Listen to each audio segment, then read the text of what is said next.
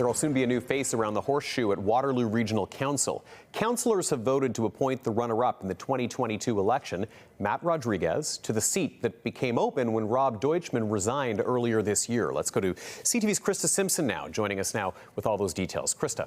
Well, Tony, the seat became vacant in January when Rob Deutschmann resigned to focus on a bid for Queen's Park. Today's meeting on how to fill the chair didn't last long. It took only about 20 minutes, with most councillors on the same page, saying appointing the runner-up makes the most sense for a few reasons. The empty seat at Regional Council won't be empty much longer.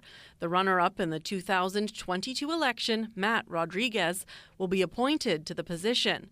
Several regional councillors speaking in favour of the decision, avoiding a by-election at an estimated cost of $800,000.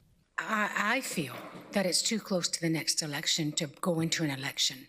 I don't want to spend the money. Waterloo Mayor Dorothy McCabe was the only councillor to speak in favour of another option, advertising for the role, letting those interested in it make their pitch, and appointing from that pool. There's a lot of issues that we've discussed and a lot of things that have changed in our community in 2.5 years and that are going to continue to change. And I personally would prefer to just open it up. Councillors, though, opted to appoint Rodriguez, who finished behind Deutschmann in 2022 by less than 400 votes. He did receive many votes from his constituents in Kitchener, and we do have to trust the electorate. Really looking forward to getting started. Rodriguez is an urban planner currently employed by the City of Kitchener. He'll be taking a leave of absence from that role.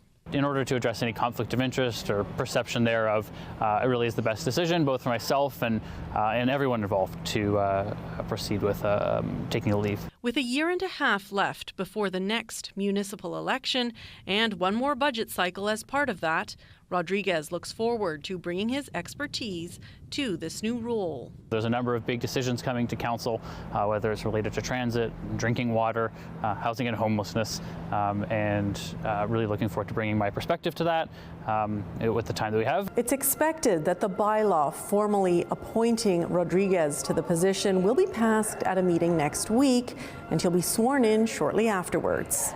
I'm really excited about this. I think this will be a little bit of a mini renewal for us as we go forward. Regional Chair Karen Redmond is pleased with Council's decision, but not everyone is as enthusiastic. One political scientist says, while by-elections are expensive, they're important. When our democracy is under considerable threat and concerns about turnout and participation and people's commitment to democracy, why do we diminish democracy by appointing? Redmond says now is not the time to spend hundreds of thousands of dollars on a by-election. $800,000 is a lot of money to spend in times of restraint, in uncertain times like what we're dealing now with the United States and with tariffs. So I think this was the prudent route to go.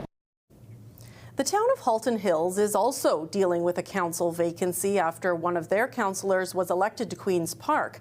Last night at a meeting, council there voted to also explore appointing the runner-up to the empty seat. Now, we should mention Rob Deutschmann was not the only Region of Waterloo councillor to run provincially. Colleen James was also a candidate in the recent election, though she took a leave of absence during the campaign and has now returned to her municipal role. Tony. Okay, Krista Simpson, thank you for that update.